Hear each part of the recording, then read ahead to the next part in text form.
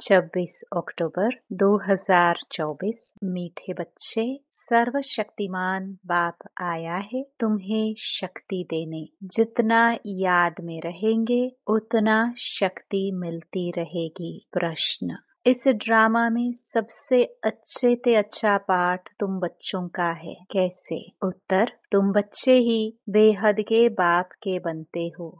भगवान टीचर बनकर तुम्हें ही पढ़ाते हैं तो भाग्यशाली हुए ना। विश्व का मालिक तुम्हारा मेहमान बनकर आया है। वह तुम्हारे सहयोग से विश्व का कल्याण करते हैं। तुम बच्चों ने बुलाया और बाप आया। यही है दो हाथ की ताली। अभी बाप से तुम बच्चों को सारे विश्व पर राज्य करने की शक्ति मिलती है। ओम शांति। मीठे मीठे रूहानी बच्चे रूहानी बाप के सामने बैठे हैं, शिक्षक के सामने भी बैठे हैं और यह भी जानते हैं यह बाबा गुरु के रूप में आए हैं हम बच्चों को ले जाने।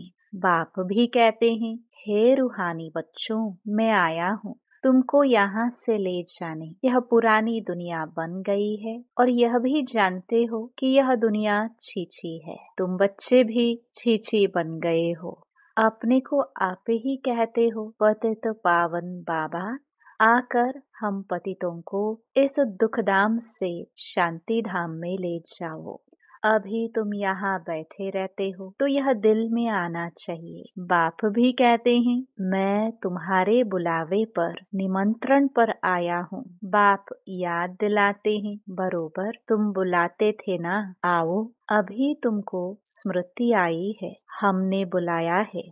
अब बाबा आए हुए हैं ड्रामानुसार। कल्प पहले मिसल। वो लोग प्लान बनाते हैं ना, यह भी शिव बाबा का प्लान है। इस समय सबके अपने अपने प्लान है ना। 5 वर्ष का प्लान बनाते हैं, उसमें ये करेंगे। बातें देखो कैसे आकर मिलती हैं। आगे यह प्लान आदि नहीं बनाते थे, अभी प्लान बनाते रहते हैं। तुम बच्चे जानते हो हमारे बाबा का प्लान ये है। ड्रामा के प्लान अनुसार 5000 वर्ष पहले मैंने यह प्लान बनाया था।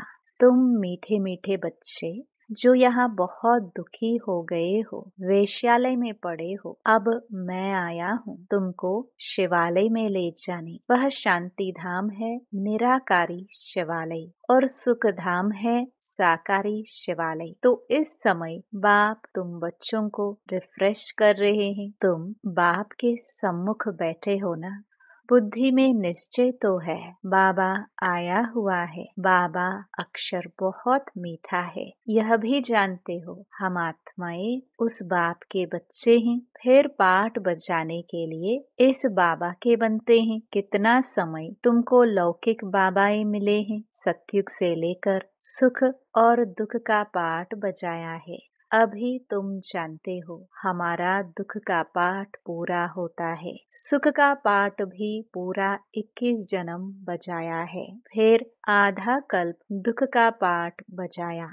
बाबा ने तुमको स्मृति दिलाई है। बाबा पूछते हैं, बरोबर ऐसे है ना। अब फिर तुमको आधा कल्प सुख का पाठ बजाना है। इस ज्ञान से तुम्हारी आत्मा भरपूर रहती है, फिर खाली हो जाती है। फिर बाप भरपूर करते हैं। तुम्हारे गले में विजय माला पड़ी है, गले में ज्ञान की माला है। बरोबर हम चक्कर लगाते रहते हैं। सतयुग, त्रेता, द्वापर, कलयुग, फिर आते हैं इस स्वीट संगम पर। इनको स्वीट कहेंगे। शांति धाम कोई स्वीट नहीं है, सबसे स्वीट है पुरुषोत्तम कल्याणकारी संगम युग। ड्रामा में तुम्हारा भी अच्छे से अच्छा पार्ट है। तुम कितने लकी हो, बेहद के बाप के तुम बनते हो। वह आकर तुम बच्चों को पढ़ाते हैं। कितनी ऊंच, कितनी सहज पढ़ाई है। कितना तुम धनवान बनते हो। इसमें कोई मेहनत नहीं करनी पड़ती। डॉक्टर, इंजीनियर आदि कितनी मेहनत करते हैं। तुमको तो वर्षा मिलता है। बाप की कमाई पर बच्चे का हक होता है ना। तुम यह पढ़कर 21 जन्मों की सच्ची कमाई करते हो, वहाँ तुमको कोई घाटा नहीं पड़ता है जो बाप को याद करना पड़े। इनको ही अजपा जाप कहा जाता है। तुम जानते हो बाबा आया हुआ है, बाप भी कहते हैं मैं आया हूँ। दोनों हाथ की ताली बजेगी ना। बाप कहते हैं मुझे याद करो तो जन्म जन्मांतर के पाप भस्म हो जाए। 5 विकारी रूपी रावण ने तुमको पापात्मा बनाया है, फिर पुण्य आत्मा भी बनना है। यह बुद्धि में आना चाहिए। हम बाप की याद से पवित्र बनकर फिर घर जाएंगे बाप के साथ।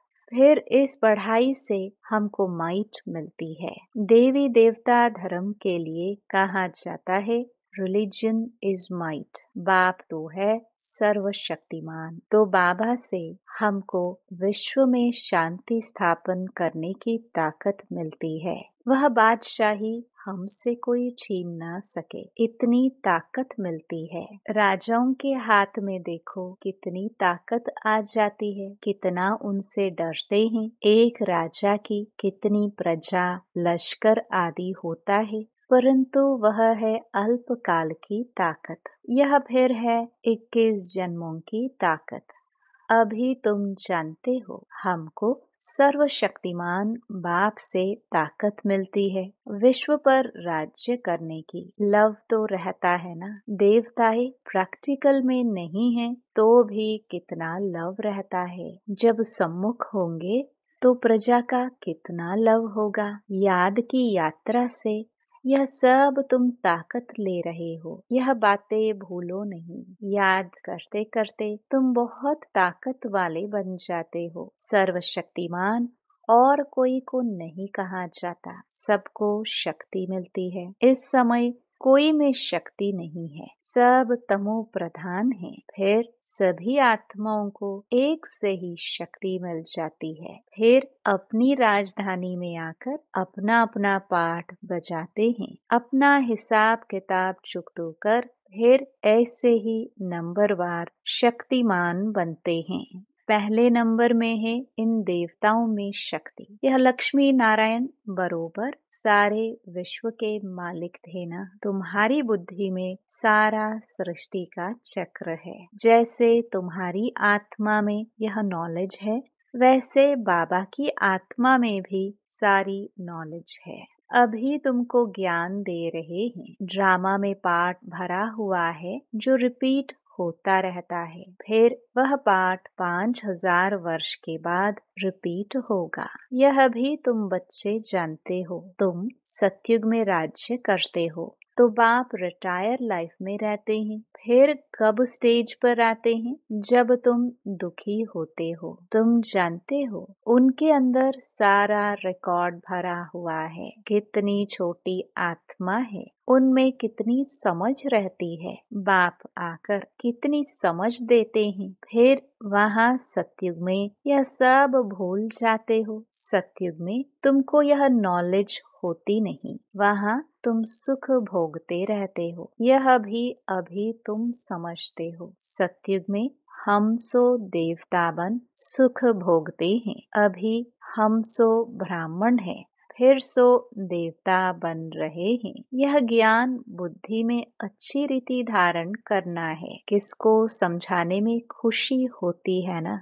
तुम जैसे प्राण दान देते हो, कहते हैं ना काल आकर सबको ले जाते हैं। काल आदि कोई है नहीं, यह तो बना बनाया ड्रामा है। आत्मा कहती है मैं एक शरीर छोड़ चला जाता हूँ, फिर दूसरा लेता हूँ, मुझे कोई काल नहीं खाता। आत्मा को फीलिंग आती है। आत्मा जब गर्भ में रहती है तो साक्षात्कार कर दुख भोगती है, अंदर सजा भोगती है, इसलिए उनको कहा जाता है गर्भ जेल। कितना यह वंडरफुल ड्रामा बना हुआ है।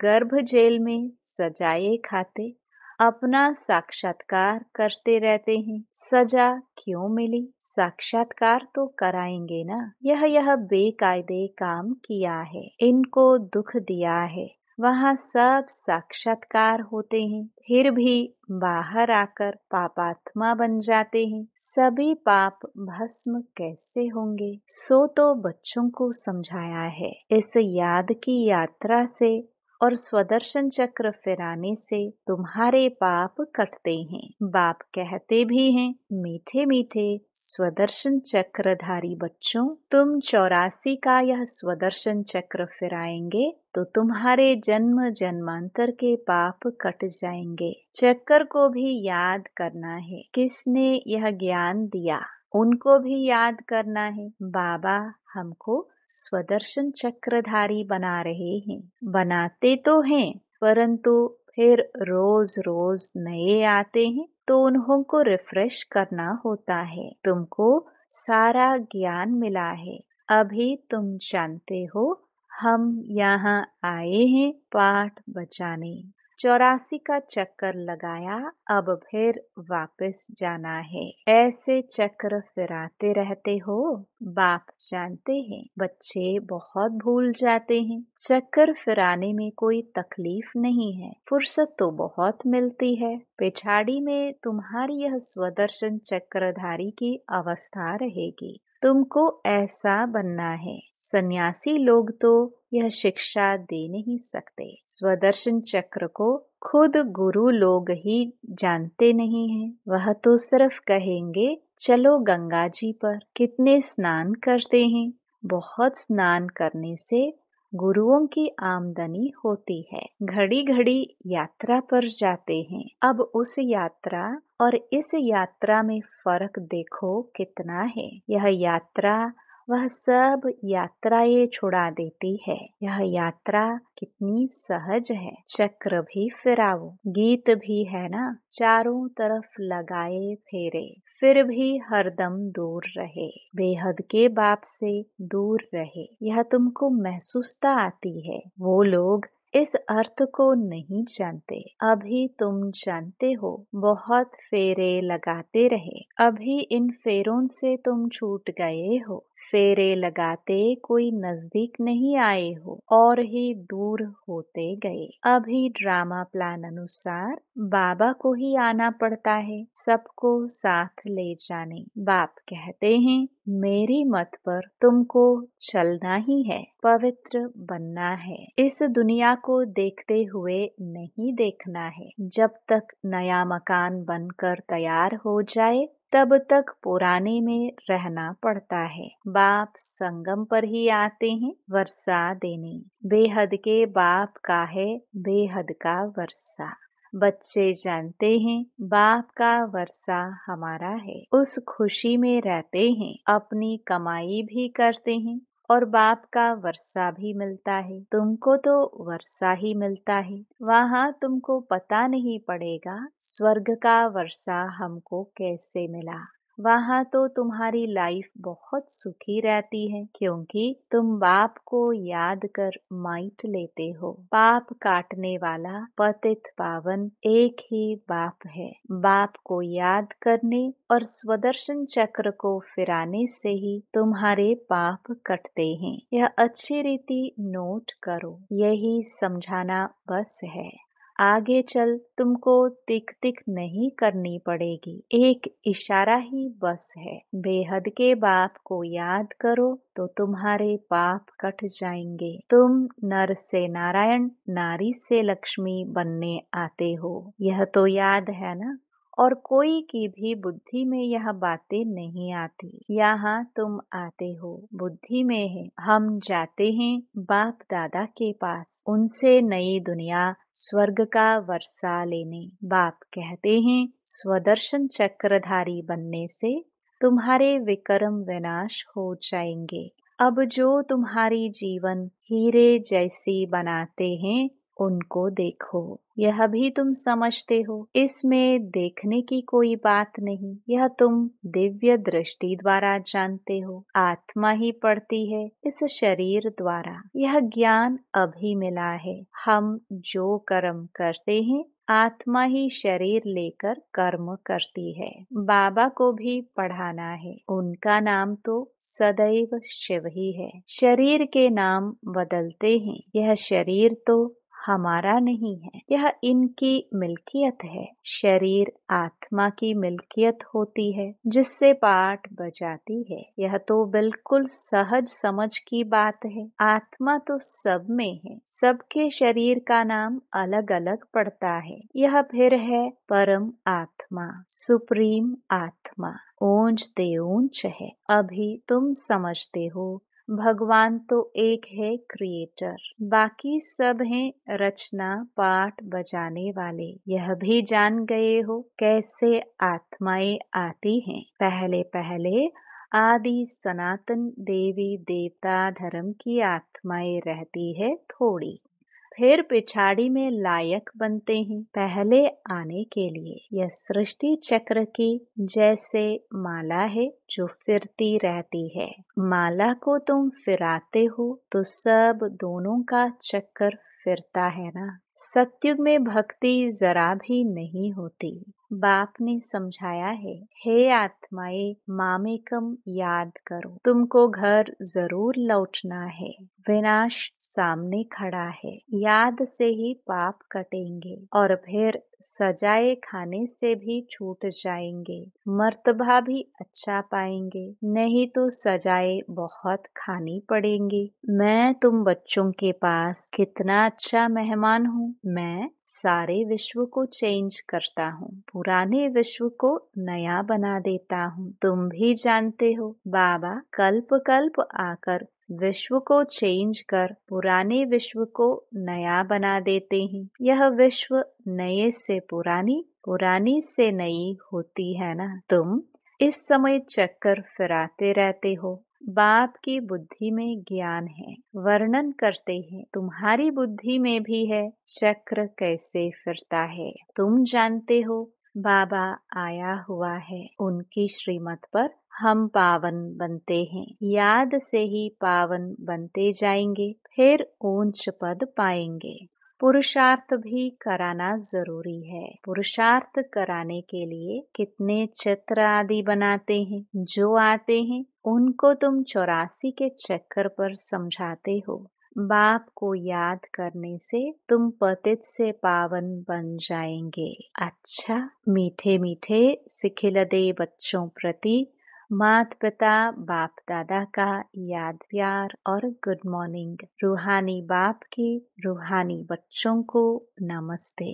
धारणा के लिए मुख्य सार। पहला, ज्ञान को बुद्धि में अच्छी रीति धारण कर अनेक आत्माओं को प्राण दान देना है, स्वदर्शन चक्रधारी बनना है। दूसरा, इस स्वीट संगम पर अपनी कमाई के साथ साथ बाप की श्रीमत पर चल पूरा वर्षा लेना है। अपनी लाइफ सदा सुखी बनानी है।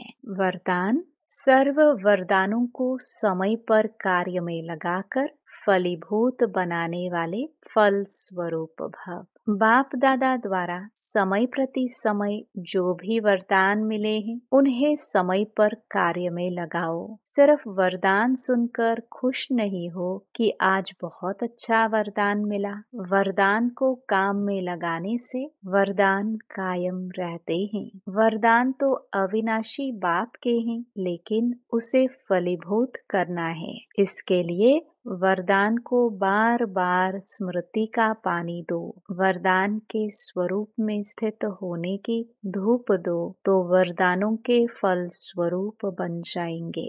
स्लोगन, विशेषताएं प्रभु प्रसाद हैं, इन्हें सेवा में लगाओ, बांटो और बढ़ाओ।